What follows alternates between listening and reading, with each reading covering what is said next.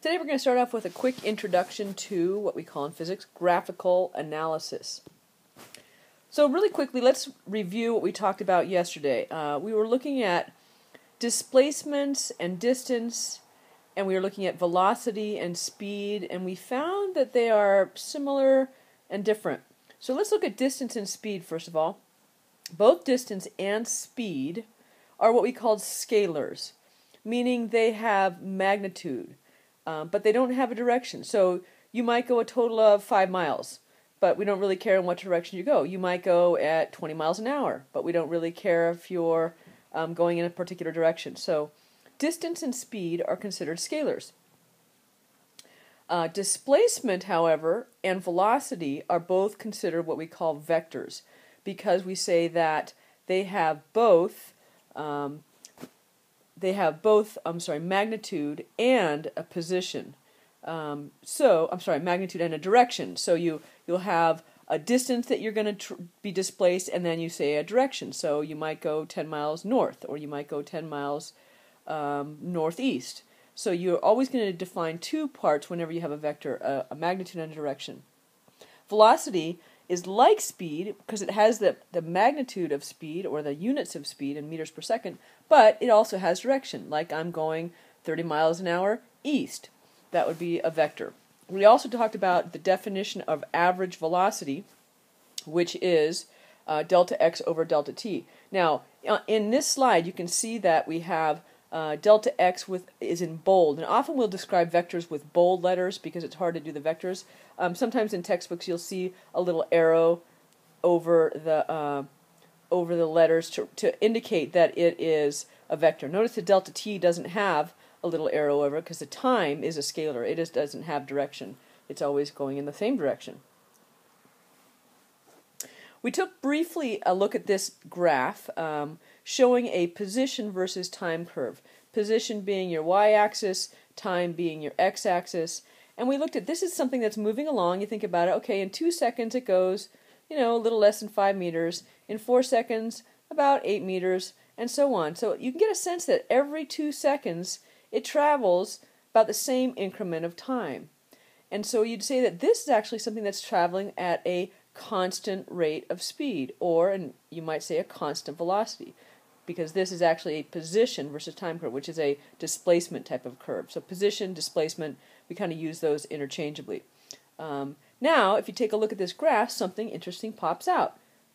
The average velocity, we remember, is defined as delta x over delta t. Well, delta x is our rise, okay, that's the change in position.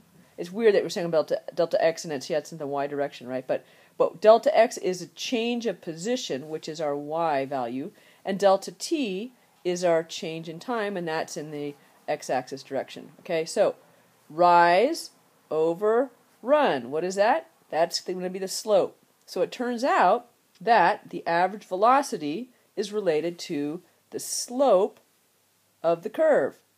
What do you think is happening if it looks like this? What do you think the average velocity is? What do you think the average velocity is if it looks like that?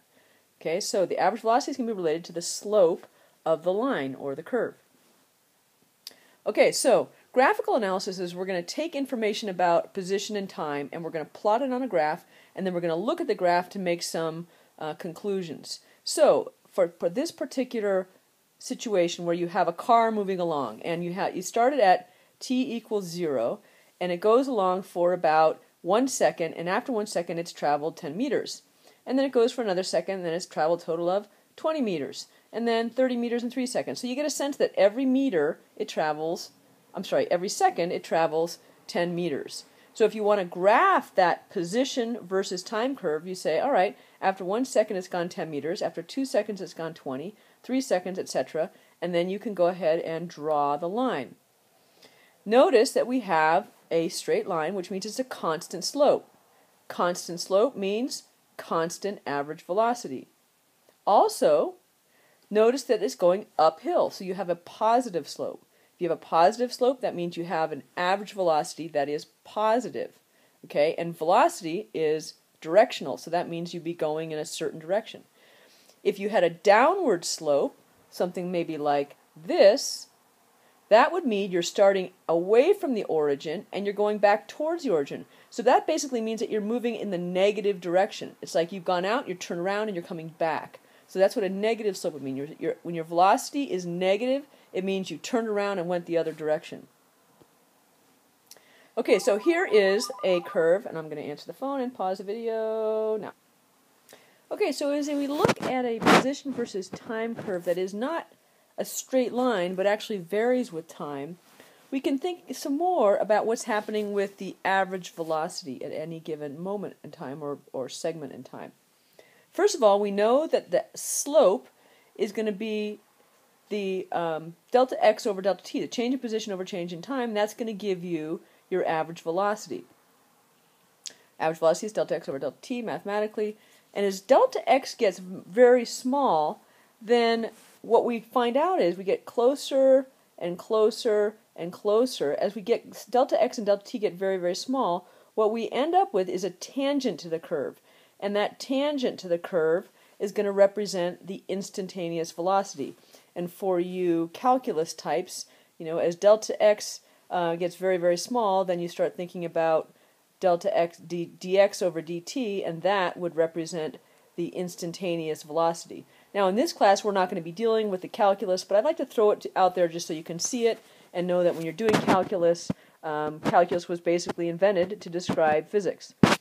So last thing is the SI unit is for velocity, meters per second, delta x over delta t. Okay.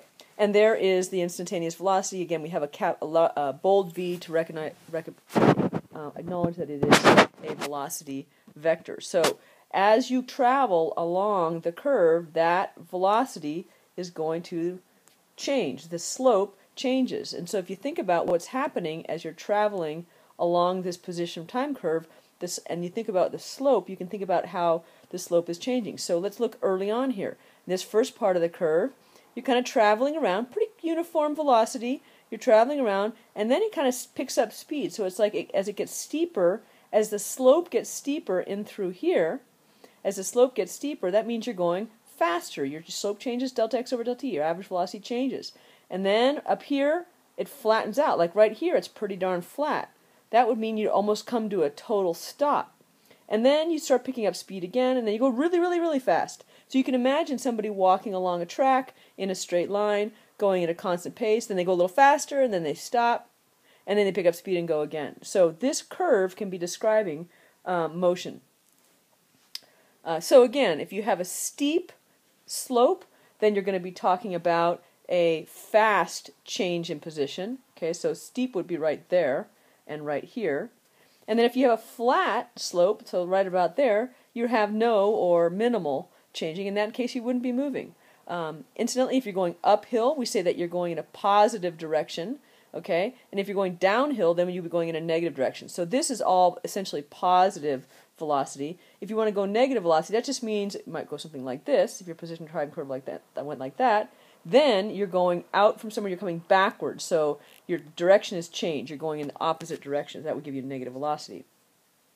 Okay, now what if you have a changing velocity? Let's look at what's going on in this particular setup, okay? At t equals 0 seconds, you have your little car, and then at 1 second, it's gone a total of 2 meters. And then it's gone another second, but this time it's gone a total of 6 meters. And then 3 seconds, it's gone a total of 18 meters. So the displacement in between each time interval is increasing. So what is that graph going to look like? Okay, so go ahead and pause this video and try to sketch out what you think that graph is going to look like. Think about it, and then go ahead and plot it. Plot your point. It's 0 seconds, 1 second, 2 seconds, 3 seconds. And then the position, 0, 2 meters, 8 meters, 18 meters. So pause this video and take a few seconds to go ahead and do that. Okay, hopefully you're back now. You've taken time to graph the curve. Let's go take a look at what it looks like. So if you do a position versus time curve for this particular scenario, you see that you have what looks like a parabolic type of a curve.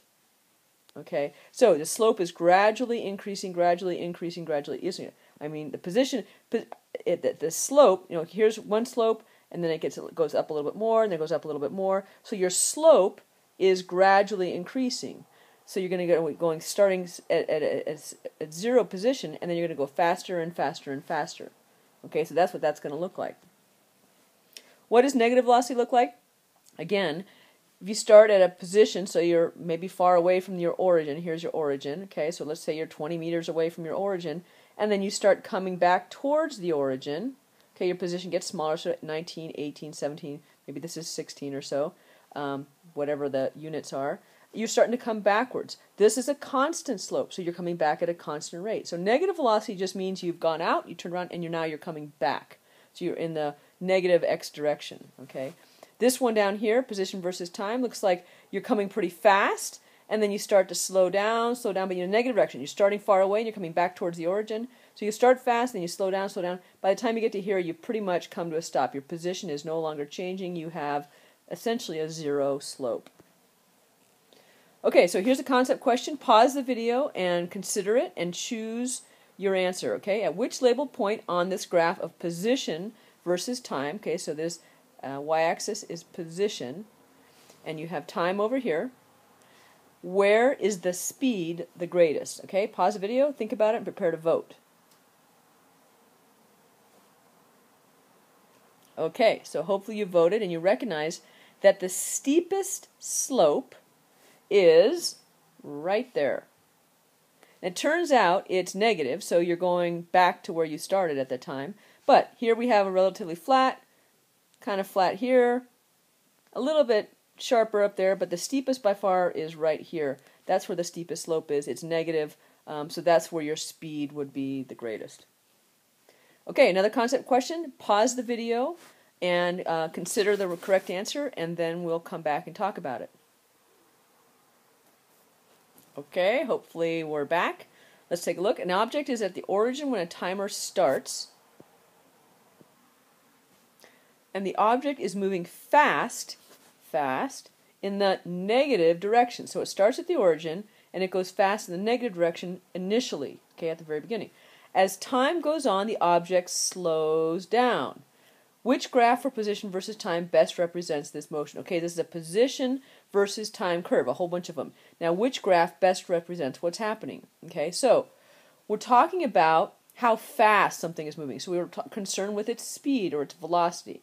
Okay, so it starts at the origin, and it starts off fast. So what you want to pick one that has a steep slope at the beginning, but then it slows down as time proceeds. And the only one where that's true, where you have a steep slope, this curve has the steepest slope at the beginning, and then it flattens out as you go along. So this one would represent the motion that is described here. Okay, and we're going to conclude today with some fun exercises using our GLX sensors. They have a motion detector sensor, and they will plot on their little devices a graph of position versus time. Now what I'm going to do is ask you to pause the video and leave this projected so that you can see these different types of graphs. And what you want to do is with your hand or with your partner or with a book and your motion sensor, see if you can generate graphs that look like this. And start with one and get a teacher to check it off, or TA, to make sure that you came pretty close, and then move on to the next one. And try to replicate these graphs with your GLX device. If you complete all 4 of these, try to create a really challenging one, maybe put it up on the board and see if you can create it and get your fellow classmates to create it as well. Okay, good luck and have fun.